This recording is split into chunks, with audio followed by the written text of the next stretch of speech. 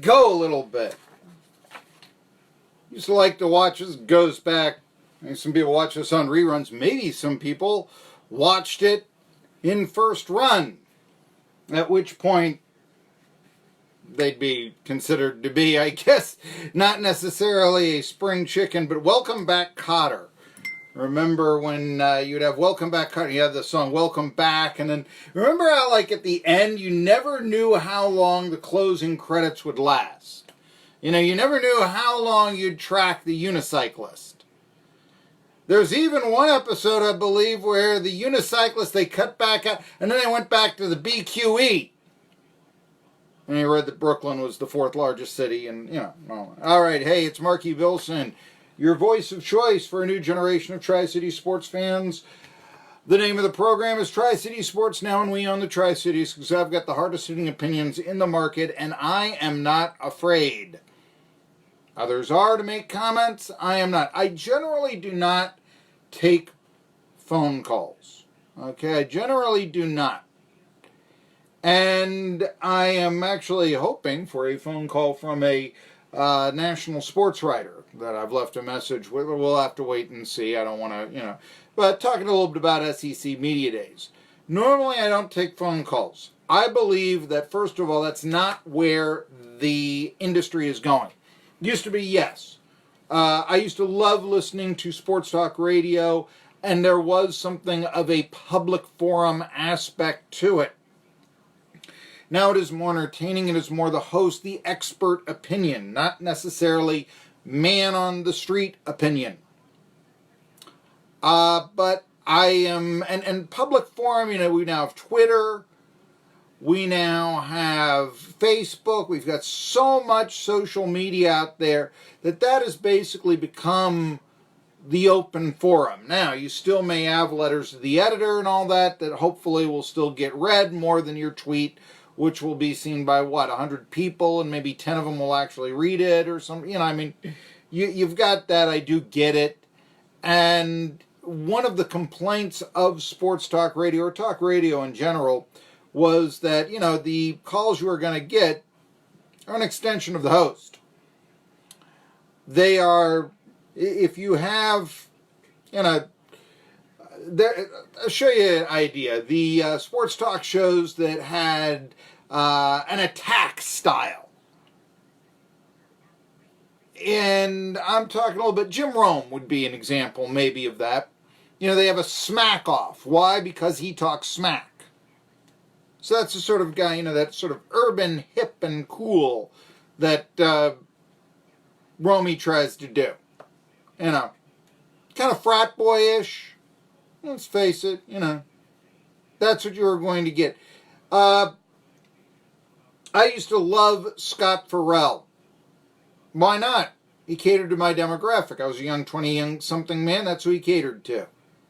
It was a great show. That was not, older crowds were like, what the hell is this? So, senior citizens did not call up Farrell on a bench. You would have, let's see, I'll give you another example. I'm trying to consider more modern hosts and such, but Dan Patrick that we have on. Dan Patrick, very interview style. There is a little bit of, let's uncover this bit of history with Dan Patrick. Colin Cowherd, I can't remember a call that Cowherd takes. Chuck Oliver is obviously not going to talk about the Pac-12 or NASCAR or boxing. He's going to talk about the SEC and the ACC. So, what is, and so, political talk, Air America, obviously heavily slanted to the left. You wanted to give the opposing opinion, it might be cut off. Same thing with a conservative show if you were from the left. I mention all of this because that's one of the reasons why talk radio got away, I think, from being a public forum. Also, just, waiting online for a long time. There were message boards for sports, for politics. There was Reddit. There's Twitter. There's, Facebook these days. There's Instagram where you can do it with pictures. You get the idea. There's a lot of stuff that you can get your opinion out there, and it's not going to be heavily influenced by moi. Now, the reason why we get into this, we like doing the heavy influence. And after a while, ESPN figured this out 30 years ago. It was like, well, why do we need callers? And honestly, callers are something of a crutch for an unprepared talk show host. Also, although I would point this out, and I think that a guy who's a good example of this is Michael Savage, who's been known to rerun his show. You tune in first hour, and then the third hour, it's just a rerun of the first show. And a lot of that is just how radio is. It's not like watching a movie radio. You're here, you listen in, and then you tune out. You don't necessarily, I would love it if you listen all 2 hours. You generally don't. And so that makes it a little difficult because, I can start off talking about SEC Media Days, and then maybe at 1:45 we want to keep that. That's the big topic. That's the thing going. But at 1:45, hey, I've pretty much exhausted what can be said about SEC, or given all my takes. Now maybe I move on to baseball, and that's not the pressing issue, maybe, that's going on. But I'm really considering taking phone calls here. And I won't do it. I'll only take them during the break. If you call in, I'll give the number then. So if you want to go and talk one-on-one with me, because there is a community service issue that I think is important. Also, I'll point this out too. That public forum, there is some of that, host bias that I just told you that will filter a call. Well, you get Twitter, obviously. Twitter is angry. And we can talk about what side of the political coin it deals on, but Twitter is angry. Facebook, you basically talk to your Facebook friends. The idea here is that, I might be reaching somebody new driving down I-26. Or I might be, on archive after I slug this. What does this guy have to say? Getting a new maximum audience. But I want to talk, and it's about Tristan Rettke, and I really do believe that there is, this deals with sports, as well as our community. It's the culture. Sports, I think, really does influence it can often be a barometer of our community. And I'll give you an example of where I thought it was a barometer of the community. And it was basically the first month that I lived in East Tennessee. I was 15 years old, just moved here from Shippensburg, Pennsylvania. My mom had been a professor at Shippensburg, and now she was going to be a professor at ETSU. It's tough for me because, you're moving in the middle of high school and all this, and, that's always difficult. Then for me, I'm not going to, no sob sister stuff here that I want out there, just matter of fact. And also, let's face it, it was, getting adjusted to a new community, making new friends. I didn't know anybody here. I had to start all over 10th grade, and I was going to University High, and how many people at University High go there 1 through 12? A lot of them do. And so we've got all that. And, okay, ETSU is going to be kicking off our football season. In 86. First game of the year against Davidson. At the time, the football program was awful. They were coming off their last winless season, 0-10-1. And so the game I attended was rather historic because they ended a 14-game winless streak and defeated Davidson 41-16. And it's a fourth quarter, and I'm there, I'm a sports guy. I want to watch the ball game, this sort of thing. Didn't know anyone. Somebody, a middle-aged woman, had said, "Why don't you come and we'll go to?" Okay, we'll do that. I forget who the woman was because this is the reason why. Mini Dome, watching the clock tick away, fourth quarter, fan beside me, knowing it was the first ETSU game I had attended, pokes me on the side, says, "Look over there." It's the fourth quarter, like I said, ETSU is winning in a rout.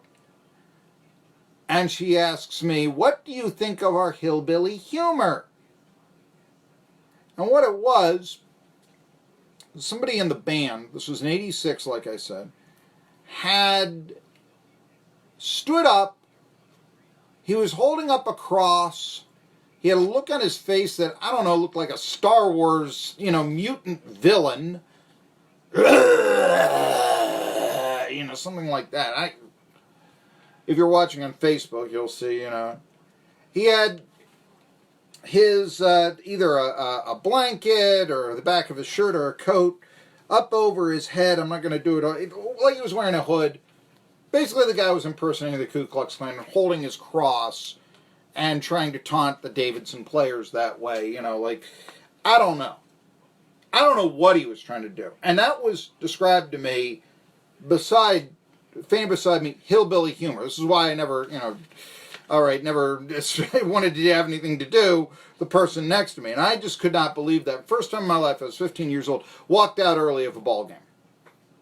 Yeah, there was always that, you're not a Dodgers fan. You stay until the last out. You stay until the last second is over. You know, be a good fan. Here it was, I'm leaving. This is not, where did you move me to, Mom? That was the reaction that I had. And I really wondered what the ETSU African-American players thought. And I look back at this and I say, ETSU football back then was bad. But if this was the environment, think about this. This is why from 85 to 93, ETSU had one winning record, and it was 6-5. And that was basically going to be the high water mark of the program for a generation. 79 team went 7-4, but you look at what the ETSU football team did from 1971 to, let's say, 1996, and 1-7-4, and everything after that. 6-5 was a high water mark. And there were a couple of good years, 10-3 and 7-4, and then it became again 4-7 and 6-5 and 4. And, it was mediocre. That was basically up until last year what ETSU football was, to be charitable. And even last year, I touched by an angel and won most of their games. 7 of them could have probably gone either way, with the victories that they had. And you start thinking, if that's the environment around. Mike Ayers, I remember, he had a pipeline with Cincinnati Moeller, which is it's where Jerry Faust coached, and it's a Catholic high school. And, he wasn't going into the inner city to get his ball players. For obvious reasons, I think. And maybe that's one of the reasons why it's never been stated, but if that's the environment around here, Mike Ayers left ETSU Division I for a D2 program. That's what Wofford was at the time. Anybody else would tell you that's a step down. Why do you want to make that move? Well, if the band is doing this, maybe that's why the Bucs always lost back in the day. They were 7-21 that year in basketball. Maybe that's why Keith Jennings is so important to the community, because he probably changed a lot of attitudes with his smile, let alone his good play. And I'm reminded of that when I saw that Tristan Rettke, and that came up again, and was sentenced. And I think that does have a great influence, and it could have a great influence on ETSU athletics. Back then when the band was acting that way, who wanted to come here? And ETSU lost. Now, those ugly twinges of racism strike again. More on that after this. With Jim and Trav this week as they talk.